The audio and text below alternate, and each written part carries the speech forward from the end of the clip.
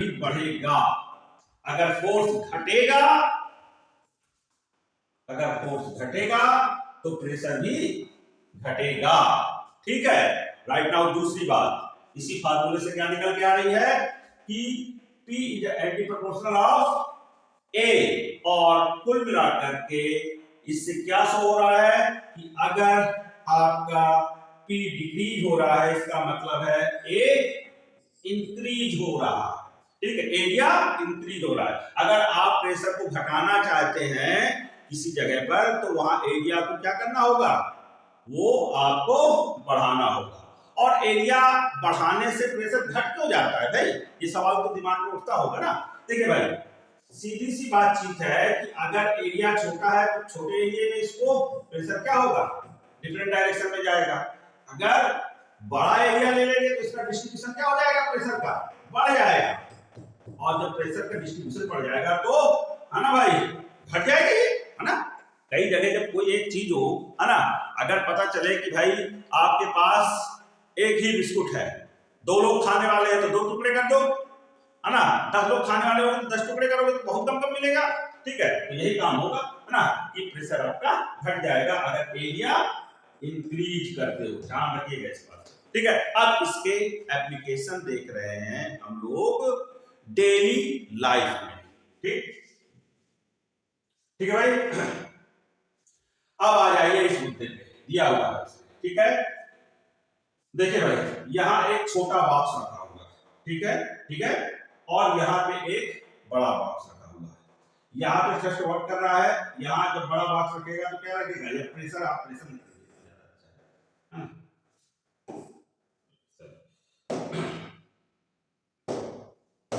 हाँ, यहाँ पे कुल मिलाकर के जो प्रेशर वर्क कर रहा है वो क्या करेगा भाई, हाई काम करेगा। यहाँ से इस फिगर को छोड़ दीजिए इसको। ठीक है, एक बड़ा सा एरिया आप ले लीजिए इस बॉक्स का, एरिया इसका बड़ा है ना सरफेस में, है ना। तो यहाँ पर ले लीजिए जो बॉक्स है, ये जो एक्सर्ट करेगा प्रेशर, वो क्या होगा, लो होगा। क्यों लो होगा, क्योंकि एरिया इसका क्या है, बड़ा है। अब यहीं पर आप जो है इसको ले लीजिए, या आप जो है ना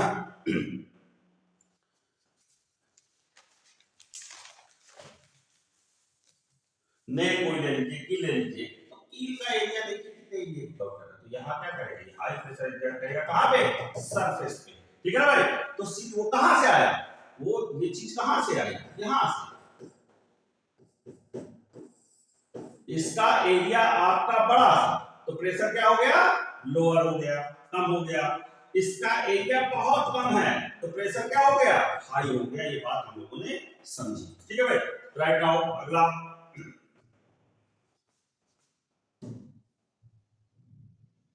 ये तो आप रोज महसूस करते होंगे अपने घर में, है ना भाई। घर में आप जो है ना, बेड पे, है ना, जो गद्दा बिछा होता है ना भाई, वो कुल मिला करके, है ना, जो आपके मैट्रेस पड़ी होती हैं उन पे उछल कूद जाते होंगे। तो देखिए, जब आप मैट्रेस पे खड़े हो गए तो ये एरिया है, ये क्या है, मान लो एरिया इसको हम 1 कहें। ठीक है, और जब आप किसी मैट्रेस पे लेटे हुए हो तो एरिया मान लो इसको हम क्या कह देते हैं, 2। ठीक है, तो यहाँ एरिया 2 जो है वो ज्यादा है इससे एरिया 1 से। तो कहां प्रेशर ज्यादा एक्सर्ट होगा, है ना, कहां प्रेशर एक्सर्ट होगा, जहां एरिया कम होगा। तो यहाँ प्रेशर क्या होगा, हाई होगा। प्रेशर हाई होगा, इसी वजह से मैट्रेस क्या हो गई, नीचे की तरफ चली गई। और यहाँ पर आप जब लेटे हुए हैं तो एरिया आपका बढ़ गया। ठीक है, अच्छा, इसका दैनिक जीवन में बहुत उपयोग है। ठीक है, तो अभी यही देख रहे हैं।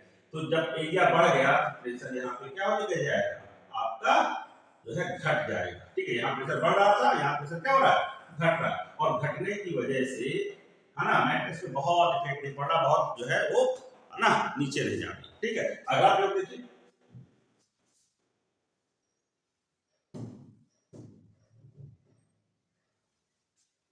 ठीक, देखिए सेम।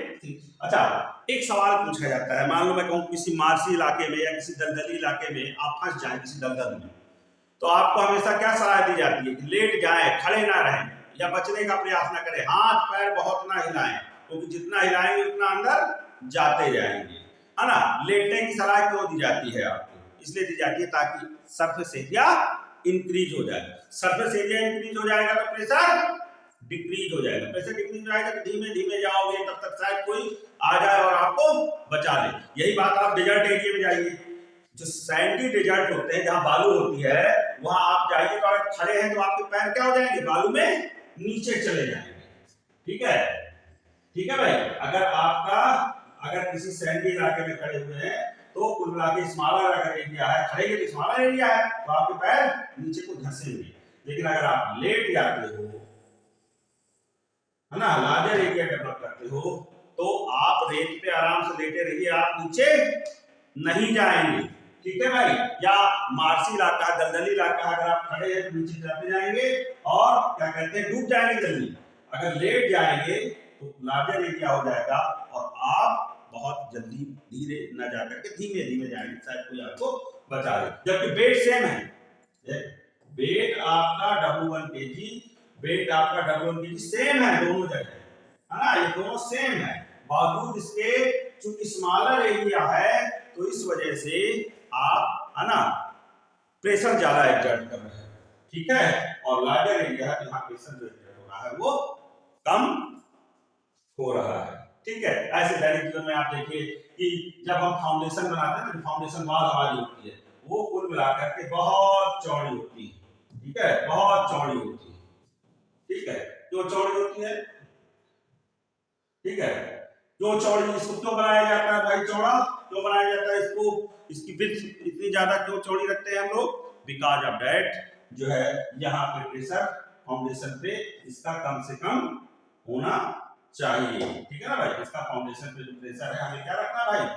कम रखना है। तो इसलिए इसका सरफेस एरिया क्या कर देते हैं, इसके ऊपर बिल्डिंग बनाते जाइए आप, है ना। बहुत बड़ी बड़ी बिल्डिंग होती है तो नीचे तो बहुत चौड़ी होती है ना, फिर उसके बाद ऊपर क्या है आपकी, है ना, छोटा होता जाएगा उसका एरिया। ठीक है, तो इसी वजह से ये सब कुछ किसकी वजह से है? पी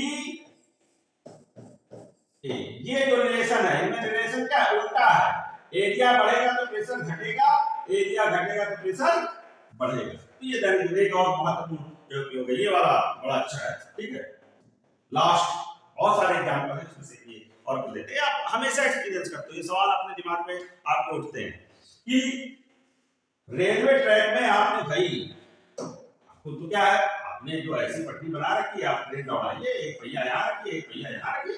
ठीक है ना भाई, आपको ये बीच में स्लीपर डालने की क्या आवश्यकता है? पहले वुडन स्लीपर्स डालते थे, फिर कंक्रीट के आज के डेट में शायद आयरन स्लीपर डालते हो आप, है ना। तो क्यों डालते हो भाई? स्लीपर डालने की जरूरत क्या है? ऐसा क्यों करते हो, है ना?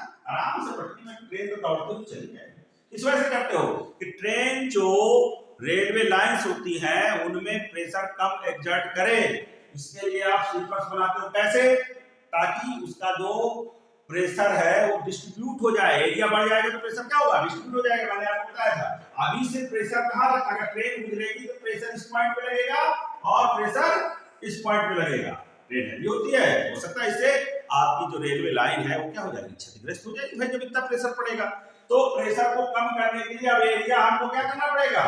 बढ़ाना पड़ेगा।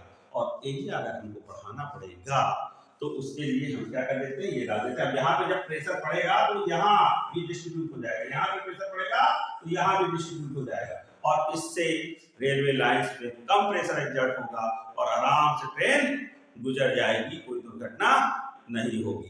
तो ये हम लोगों ने जनरल कॉन्सेप्ट पढ़ा है अभी, है ना, about the thrust and pressure, और उसके दैनिक जीवन में कुछ उदाहरण सरल तौर पे समझे हैं। इनका यूज आपका सोचिए आगे तक जो है जीके जीएस में ऐसे क्वेश्चंस आते रहते हैं, रीजन्स पूछते हैं। ठीक है, तो ये वाला पार्ट आपका हुआ। इसके न्यूमेरिकल्स जो होंगे वो सिर्फ एक ही फार्मूले पर बेस्ड है, वो है P = F/A।